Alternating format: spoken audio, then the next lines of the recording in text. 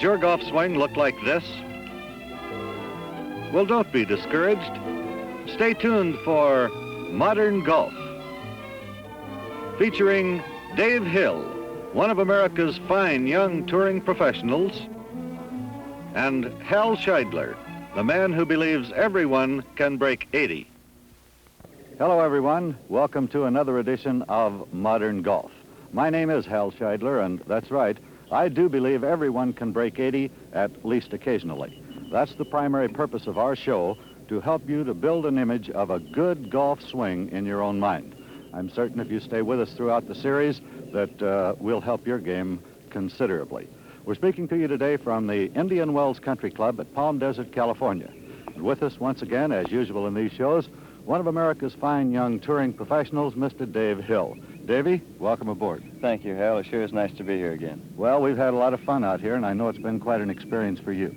Yes, Hal. Some of the slow motion we're doing has really helped my game and shown a lot of people that I know some of the things I did that they never thought. They've been watching you for years and never realized that you did do specific things. That's right, Hal. There's people I played with once a week when I was younger, and they thought I had a pretty good game, and now they can see just exactly how I do it. Right. Well, we do hope that the mechanics of the game will be brought out a lot better and that people will have a far better understanding of it. Davey, today we have what I think is one of our better lessons set up for the folks, and I think if you and I will get ready and move on down to the practice tee, that they can join us there in just 1 minute. Sure enough, Hal. We'll see you there. Well, Hal, today I have the 4-iron here, and I would like to show some of the people how I use this club. It's very handy. We play a lot of courses that have long par 4s and par 3s where this club comes in very handy. I've learned to hit a variety of shots with this club. In other words, I'll start off by choking it up. Figure we're going to hit it 170 yards into a little headwind. Hands forward, weight forward, and I'll just hold it that fashion right there. A little low punch shot. This shot puts a lot of strain on the left side, because if the left side breaks down, I hit a pull hook. As long as I can keep the left side moving and clear the left side, so to speak, by that I mean here, left arm ahead, club behind, the club will not turn over and cause a hook. Now, if I want to hit a natural 4-iron, I step up, move the hands just a little bit ahead of the ball. Just make a good turn and a big finish.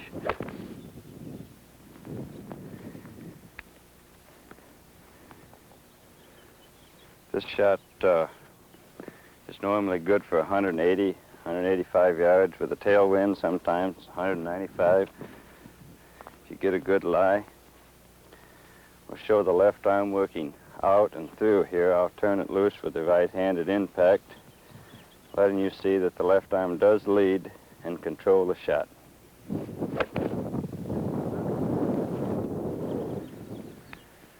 And by constantly practicing with one club, you get used to this club and you know what you can do with it. By this, it takes many hours on the practice tee, but you can also just learn to swing and play twice a week, just by this little practice. Swing easy so not to tear the left arm loose from the shoulder. Well, Davey makes it all look pretty easy, and we know it isn't quite like that. However, once you have the basic swing pattern established, the rest of it will come pretty easy. Marcia, at about what point did you feel that you had learned to hit the 4-iron or any of the long irons? Well, Hal, that's kind of hard to say, but about the time I learned to swing the club rather than trying to hit it with my hands. Sounds logical. I believe that achieving the pendulum feeling with the golf club is one of the most difficult things in the game of golf. However, if you will study all the great players, you will find that their ability to swing within themselves at all times is one of their greatest assets. Let's go over to the practice tee and put Davey's action with the 4-iron into slow motion, see if we can't emphasize this. Note the height of the left shoulder. Dave has choked the club a couple of inches and will punch this shot, keeping the left arm very firm and well out in front of the ball and just pointing the square club head at the target.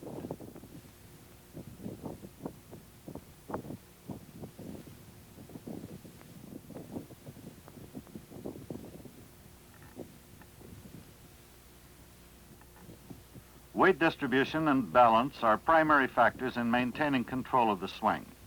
Dave approaches the ball in an erect position with the weight equally on both feet.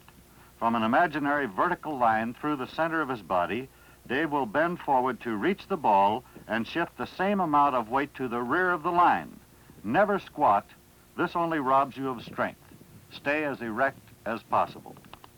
I've heard and read how you should feel as though you were sitting down, and I can't believe this could be a comfortable or powerful position for anyone. Every fraction of an inch you bend the knees robs you of additional strength and coordination. Flex the knees sufficiently to unlock them and stay as close to that position as you can.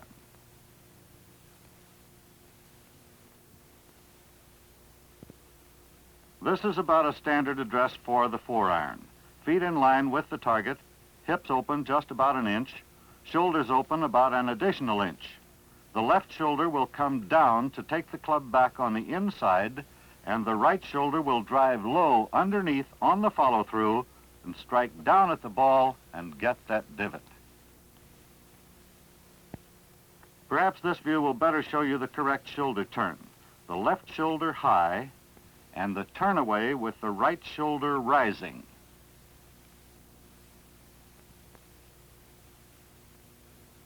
The right shoulder driving down and underneath on the follow-through, and the full extension of the left side, which this turn permits. Check the weight distribution again, and remember that at all times, the body weight is centered between the balls and the heels of the feet. Never get forward on the toes with both hands or with one hand. Good balance is a must.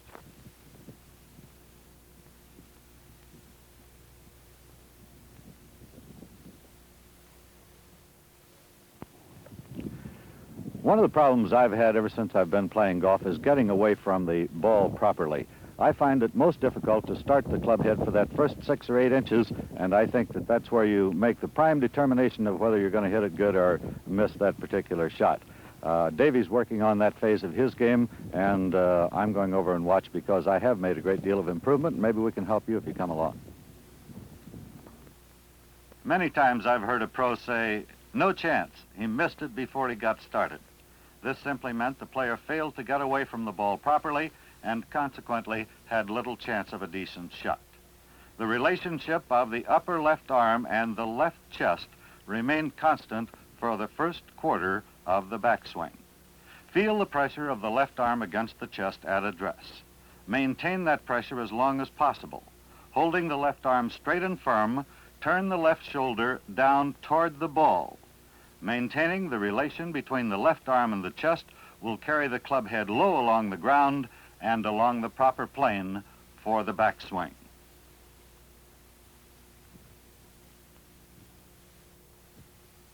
The entire body is in time for a good golf swing, so everything should start together. Try to keep that club head low along the ground for the first 6 or 8 inches of the takeaway. One of the most important areas of rhythm is the comparative length of the backswing and the follow-through. They should be the same. When the follow-through is longer than the backswing, it's an indication you are forcing the club, hitting at the ball rather than swinging through it. Many amateurs will hit a couple of good shots and still not be on the green. They may be just 3 or 4 or 10 feet off the edge of the green. And if they can get it up and down from there, they can make some 4s that they normally are not getting. So we wanted Dave to explain his club selection on 2 different shots which look to be quite similar. But Davey will use a 7-iron for one of these shots, a 4-iron for the other shot. I'm going to ask him to tell you about it right now. David, you want to tell us why your club selection? Yes, Hal. I use 7-iron from here because I'm going a little downhill, and the green being fast, the ball will roll a lot further than if I would use a wedge, and I'll try to carry this ball on the green about 5 feet, 6 feet. It's just like putting. You just stay down and you just try to roll the ball in this fashion here. That's a little short. And sometimes the longer the grass on the green, you can use a 4 or 5 iron just to keep the ball rolling. The thing to do here is get the ball on the clip part of the green as fast as possible, just like you would a putt. You use your lofted clubs when you have to carry it over humps. And say I were back off the green here, say 6, 7 feet. Well, I couldn't use a 4 iron from here because I couldn't get it up in the air long enough. 7 iron, 8 iron, whichever club you have the most confidence in is the one to use. I hit another one. Maybe I just might make one here. A little firm. But now from coming uphill, which I have 4 balls down here, I would use a 4 iron or a 3 iron because I got the hill to climb and I got a lot of green. If the pin was, say, 10, 12 foot on the green, I would use the 7 or 8 iron. But the pin's about 35 feet away, and with a 4 iron, you see how the ball gets down on the ground and rolls as if you had used a putter. Now this I wouldn't use but for 2 or 3 foot off the green. Anything further away from the green, I would use a lofted club, going to the 6, 7, 8, 9 iron, depending on the distance. But with a 4 iron from here, I can roll the ball so much better. Yeah, that one looked like I stuck it in the ground, but this shot around the green, they take a lot of practice. There it is. You can see how the ball just rolls instead of bouncing. If you use the lofted club from here, your chances of coming up 10, 12 foot short are pretty good. With a 4 or 5 iron, you can get the ball to the hole and past the hole. Well, Dave, now the hands are very firm on that shot, are they not? Yes, Hal, the hands are firm and always leading. You always want the hands to lead this way. Never break, let them release, because all that does is get the ball up in the air, which is something you don't want on a chip shot. Thank you very much, David. We asked permission of several groups passing our location here at Indian Wells to photograph their tee shots so that we might prove how easily most golfers could be helped. They are truly representative of players who get out at least a couple of times a week. Every single one has the same basic problem: no left side. While most of them address the ball fairly well and get to the top of the backswing in reasonably good shape, that's the end of the line. Each and every one starts the downswing with the right hand, the left side collapses to get out of the way, and you can now see why 90% of the golfers slice the ball. The first move from the top pushes the club head outside the proper swing plane. When this happens, all is lost. There is no way to get back to the ball without cutting across, hitting from the outside in.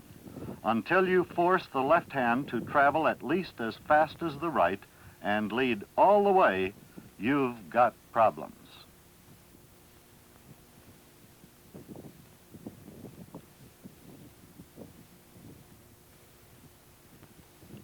Every single one of these players can improve their games immediately and drastically by simply pulling from the top with the left hand and letting the right follow. Remember our motto: think left and play right. Left hand, that is. Just push it up and pull it down. Let's compare Dave's swing pattern. Note that the club head forms an almost perfect circle from start to finish. And most important, through the impact area, the club head is moving toward or even slightly to the right of the target. This swing pattern is possible only if the left arm stays straight and extends fully forward. Imagine the club head as a rock on the end of a string swinging along the same plane. And don't hit at the ball with your hands, swing the club.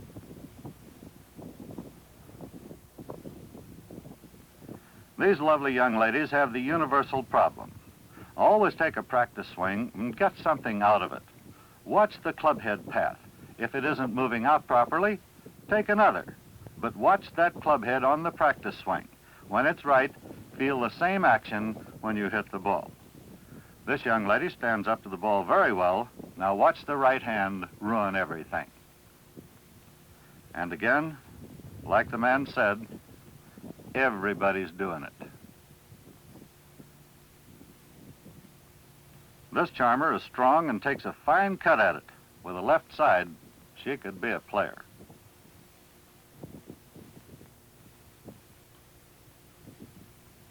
Here's an absolute collapse of the left side. Check that elbow. And where'd it go? This young fellow has good height and strength and addresses the ball well. Tension is his major problem. He stiff arms it, never releasing the hands either front or back.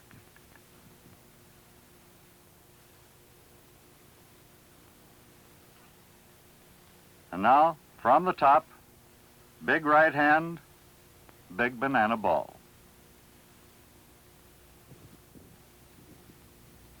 Here is the sweet swinger. He'll show you how that club head will go right where you want it to, as soon as you learn to control that right hand. Think left, play right.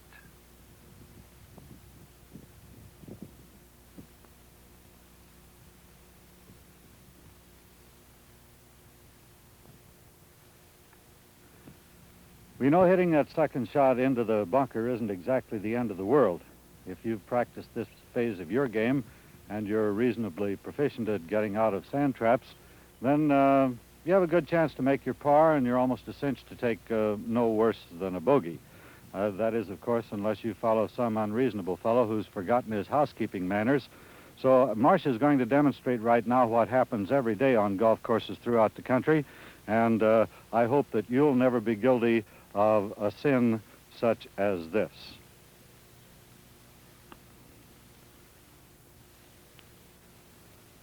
And away she goes, and the next fellow who gets into this bunker has all the problems in the world, particularly if he gets in one of those footprints.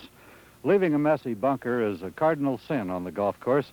As a matter of fact, the PGA has assessed an automatic $100 fine against any professional who does not restore the bunker to good order before moving on and putting out on the hole. So be careful in those bunkers, will you?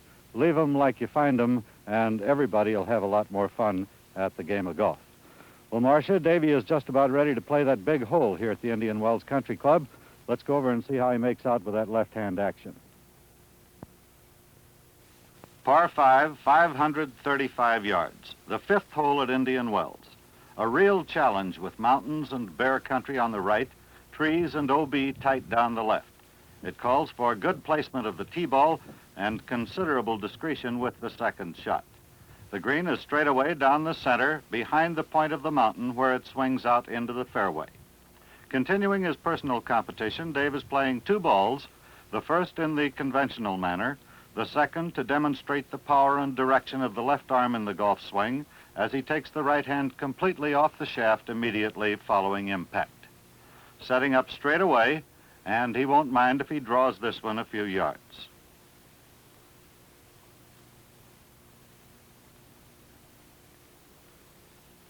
The swinger leaned on that one, a super shot traveling some 290 yards to the left center of the fairway, just about perfect. With one hand, again, the driver.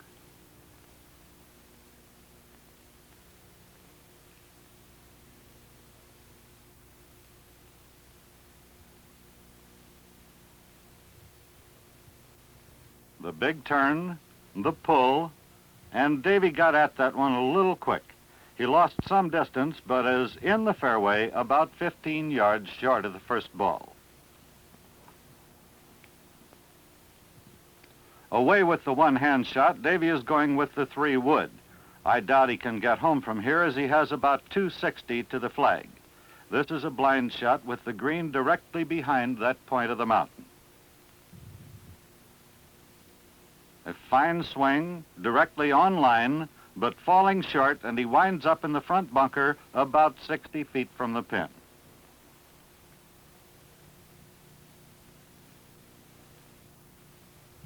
The second shot with 2 hands, and if Davy flushes this one, he can get home. He has about 245 yards, and he can move the 3-wood that far under these conditions. Again, a blind shot.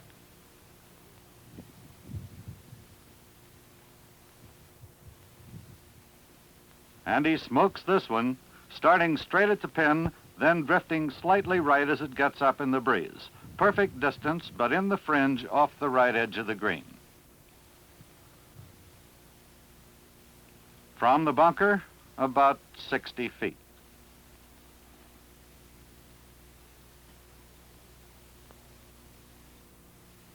And we don't want that one over. In fine shape for a birdie 4.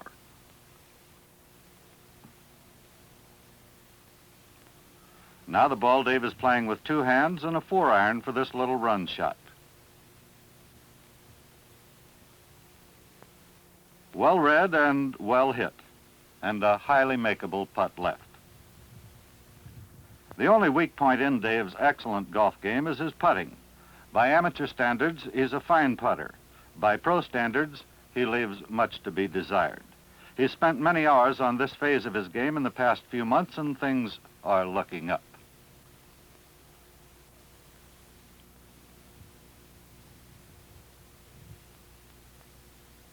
Strokes it in, a birdie 4. Now the one-handed ball.